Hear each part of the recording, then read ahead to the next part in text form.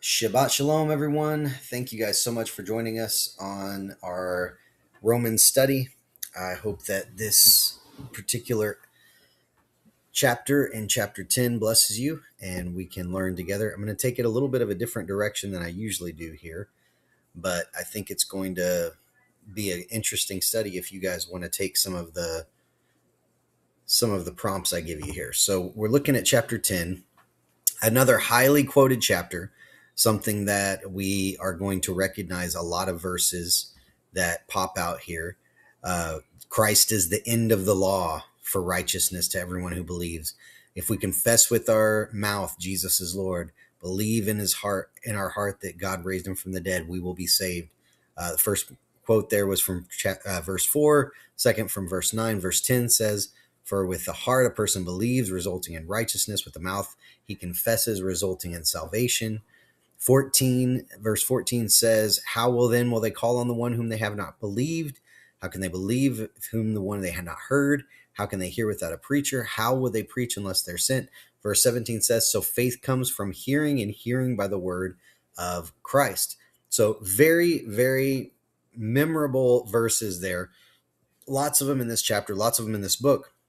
But something for us to remember is context is king. One of the ways we get into a very, what we would call sloppy agape or cheap grace messages is because we pull out, for example, in this one, verses 9 and 10, and we make this whole faith about a simple verbal confession of faith that couldn't be further from what chapter 10 is saying. So let's look at these things in context. And what we're going to find out is most of chapter 10, and yes, I do mean most of chapter 10, is directly quoted from the Torah and the prophets. So let's look at this now. If we start with chapter 10, Paul is going to introduce to us why he is writing this chapter and what his point in writing this chapter is. He says, "Brethren, my heart's desire," he's telling us about his heart's desire, "and my prayer to God," and where he's telling us about what he's praying for, "is for them for their salvation." Who's he talking about? He's talking about his brothers, his Jewish brothers. Look at what it says. "For I testify about them that they have a zeal for God, but not in accordance with knowledge." That's a funny statement because I thought they had all the knowledge, right? They know the Torah, they know the prophets, they know all of these things. But listen to what it says. "For not knowledge about God's righteousness," they didn't have any knowledge about his righteousness. They seek to establish their own. That's where the Jewish religious law came from, right? "And they did not subject themselves to the righteousness of God. For Christ is the end of the law for righteousness to everyone who believes." So look at this. They didn't subject themselves to the righteousness of God. I put that in blue. Remember, blue is what I like to put things in blue that kind of reference Messiah. They reference Yeshua, the Christ, right? He was the righteousness of God. He was the knowledge that they missed. He was God's righteousness that they didn't find. And yet we get this last verse that says Christ is the end of the law. Well, that's a really poor translation. If you go look this up for yourself, what you'll find out is a better rendering of that verse would be that Christ is the goal of the law for righteousness. So all of the righteousness that was being spoken about in Scripture was speaking about Messiah. And that is what you're going to see for the rest of this chapter, is a whole bunch of quotes about that. "But righteousness based on faith speaks as follows. Do not say in your heart, 'Who will ascend into heaven?'" That's a quotation from Scripture. That is to bring Christ down. Or, "Who will descend into the abyss?" That is to bring Christ up from the dead. That's in Deuteronomy 30. It continues in Deuteronomy 30 saying, "The word is near you, in your mouth and in your heart." And then he gives us a context as to what he's saying. That is the word of faith which we are preaching. So he's telling you that the word of faith that he's preaching came directly from Deuteronomy 30.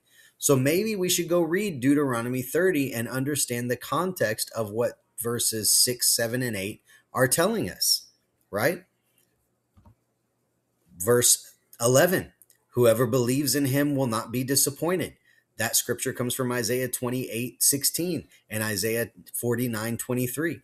For there is no distinction between Jew and Greek, for the same Lord is Lord of all, abounding in riches for all who call on him. For whoever calls on the name of the Lord will be saved. That's from Joel 2:32.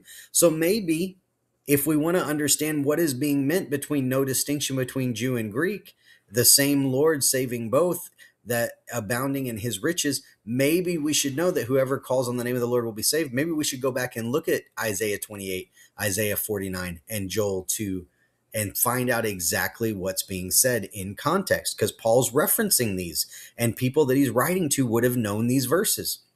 How then will they preach unless they're sent? Just as it is written, how beautiful are the feet of those who bring good news of good things. That's quoted from Nahum 1:15 and Isaiah 52:7. Again, those verses are important. Clearly, we're going to see Isaiah 52 again here in just a second. But all of these things are pointing to specific passages of Scripture that Paul would have been referencing. Remember, when they're reading this, when the Roman church is reading this, they don't know that this is going to be later thought of as Scripture, but Paul is pointing them back to what they know to be Scripture. So then he gets to verse 16. However, they did not all heed the good news, for Isaiah says, Lord, who has believed our report? Isaiah 53, verse 1. So faith comes from hearing, and hearing by the word of Christ. Well, maybe if we go back and look at Isaiah 53, are you seeing a pattern here?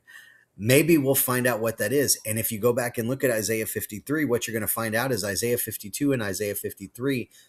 Isaiah 53 is a passage about the suffering servant, specifically referencing Christ. That's what he's pointing their attention back to, that the word and the righteousness and the knowledge that you didn't get, that the Jews didn't see, he was all the way back in Isaiah 53 and you missed it.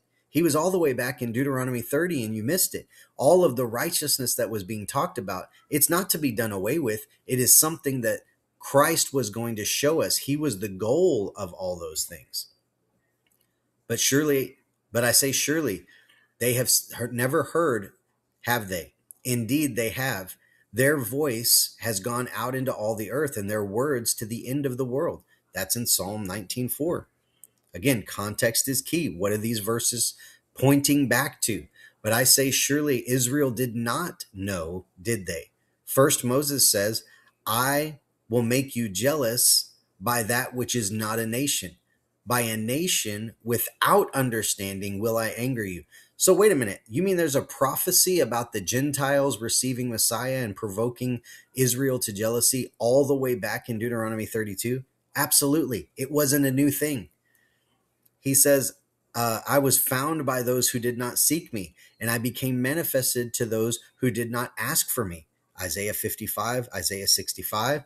And the day long, but as for Israel, he says, all the day long I have stretched out my hands to a disobedient and obstinate people. That's also in Isaiah 65, if you continue there. So all of these passages, Paul is saying, listen, I'm showing you that all of this stuff that I'm talking about, it's already been spoken by Isaiah, by David in the Psalms, by Moses in Deuteronomy, all of these passages, Nahum, we see these things being spoken ahead of time about righteousness coming through Messiah. So again, the Lord is the same yesterday, today, and forever. So maybe the context of each of these references made in Paul's statements should be something that we make ourselves familiar with. So as you're studying this week on this particular passage, maybe it's a good idea to go back into those passages where Paul is pulling this material and see exactly what Romans 10 is pointing towards. It's pretty fascinating. So God bless you guys. Shabbat shalom, and have a wonderful Sabbath.